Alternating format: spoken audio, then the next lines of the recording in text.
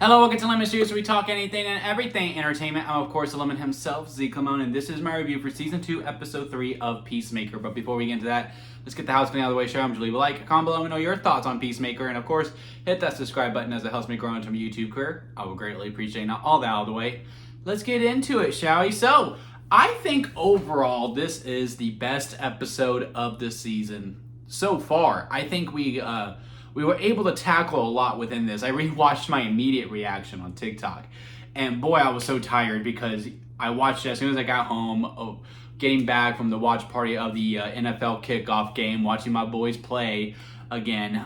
So I was pretty exhausted watching that. I was like, I don't know if we accomplished anything, and then I was like, no, we did. After sitting on it and thinking about it for a little bit, I am very curious as to see what is the thing that makes this new dimension not as good as the dimension that Chris is from. Because, a lot of ways this season is not about Peacemaker, it is about Chris, right? He has hardly been in the suit at all. I think besides episode 1, he hasn't been in it whatsoever. The most that we've seen is the alternate dimension Chris in the Peacemaker uniform, and then he's wore the helmet here in this one. And I mean, everything in this world seems great. Rick Flag is still alive. I mean, that revelation that Harcourt and Rick had a relationship before, she met Chris, and the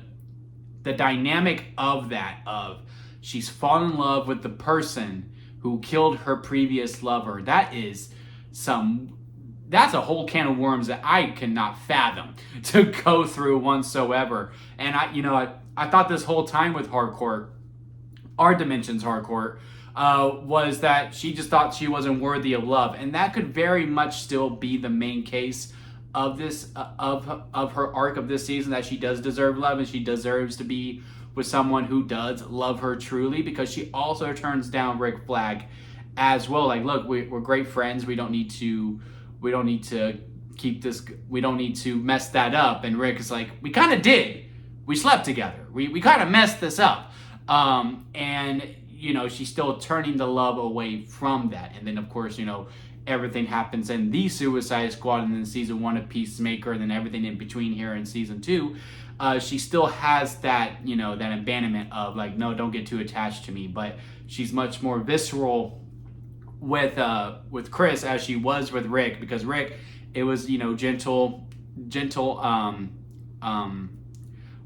oh my god, I completely forgot the word rejection. It was gentle rejection, like, no, what we did was fun and I want to do it again, but I don't want a title with you. While with Chris is like, I'm not messed up like you, I want nothing to do with you, because there is some of that hate there. And as we build up to it, and I wonder if the Rick Flag from the other dimension comes to our dimension, and we see him and Rick Flag Sr. talk with each other, or Rick Flag Jr. and Harcourt talking with each other to give some closure.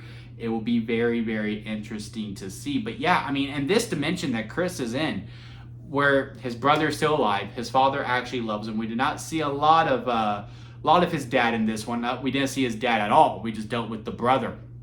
And then he goes to visit Harcourt at her job, and I like the whole interaction where he goes, Harcourt, and she goes, what's Chris's last name? I can't remember. But she says his last name. Goes, when did we start saying each other's last name? I thought that was very funny, and this real comfort that she has, this warmth to Harcourt, and this new dimension of not dealing with losing Rick Flag at all, or being attached to Rick Flag first, or not having to be as physical as she is in our dimension. It's really cool to see Jennifer Holland just really, really play with that, and showing two different sides of this character, between not just within her dimension but in our dimension as well. Like, it is very much two different performances. It is two different characters, even though they are the same name. And I really did like exploring that and seeing that. I really liked how the ensemble still had a presence throughout this whole entire thing. I would have been fine being in the dimension completely throughout the whole entire episode, but I did like, Obadiah and Hardcore having the conversation on the roof, and Vigilante and Economist freaking just talking about spiders in the bathroom the whole entire time. And I just liked everything that we did over there with the ensemble, and still keep them prevalent throughout. I really like the mission as well that we did in this episode, where we fought the Sons of Liberty to defuse this bomb and all of that. And I was wondering going into it, because again, there has to be something that really sets this dimension off, right? That really is like, ooh, this Chris isn't as good, because he does have his own problems. He still has the drug problem. He still has the drinking problem. I mean, when his brother wakes him up, are you hungover? Well, at least it's just alcohol. It is just alcohol, right? And then as he's going through the dressers, he sees the pills under his dresser as well. So he is still fighting those demons. Well, the new dimension Chris was fighting those demons that his brother was worried about. And his brother seems nice. Harcourt seems nice. His dad seems to love him. I was wondering when we were battling, I was like, do they not kill in this one? And when Peacemaker goes off and he's freaking laying bodies out, it was really fun to watch. It was a lot of fun to see Peacemaker doing Peacemaker things, like showing no remorse. He will keep the peace no matter how many people he has to kill to get it, right? And I was wondering, like, once it gets to the end, like, oh my God, why'd you kill all those people? We don't kill people. And then his brother comes in, blows up the helicopter, and is like, oh yeah, did you get those guys? Hell yeah, I did. Hell yeah, awesome.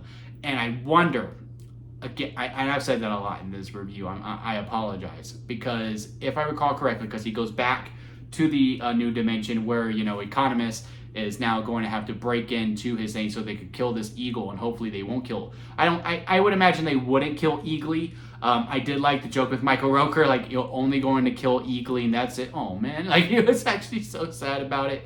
And then is it Juno? Our green karate guy that we saw in season 1, he's back as well. Tim Meadows was very funny in this episode. Like, he said it was a duck. Like, how do you take advantage of someone's bird blindness? That was pretty funny as well.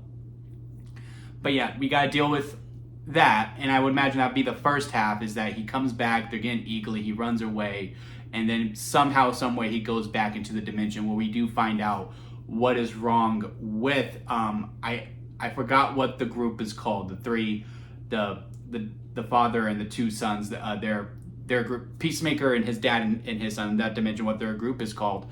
But I would imagine maybe the Sons of Liberty are the good guys, because it is like a revolutionary type of thing, and maybe they're trying to stand up for actual right topics that we should stand up for, while Peacemaker and his crew are very much against that, because again, they're very similar. The two Chris's, they're very, very similar. They're just treated differently. So I wonder if the core values that the father did, because in season 1 he was a white supremacist. I do wonder if that's continuing on here, and it's like, no, that is wrong, because Chris does learn that is wrong. We should not be doing that whatsoever. And then that's where the dichotomy and that crack comes in, where he does have to go back. Because I'm sitting there watching, I'm just going, why would you go back? I wouldn't have gone back at all. I would have just stayed. Because there's no repercussions. I do hope we do add a rule like that, where if you stay in dimension for too long, you do get sick and you do need to go back. Like, you could stay for like a day or two, or hell, even a month. But there should be some repercussions when you are jumping dimensions, because sure, like, the air levels may be the same, but there should be some stakes to it. It's one of my problems with the multiverse saga as well. But yeah, overall, good episode. I laughed a good chunk. I feel like the story was really good. I feel like what we need to accomplish was accomplished, no matter how little it was. A lot of revelations, a lot of things to be put in perspective that really make you retro think some things from the previous episodes, but yet still make you intrigued for the next episode. So yeah, overall, very good time. A couple thumbs up from here, but let me know what y'all think about in the comment section. Leave a like if you made it this far within a review. I do greatly appreciate it. And don't forget to hit that subscribe button, as I am trying to grow into my YouTube career. And don't forget to squeeze the day, guys, because life is too short not to give you all, so squeeze every opportunity that you can. Until next time, I'll see you here at Limit Studios.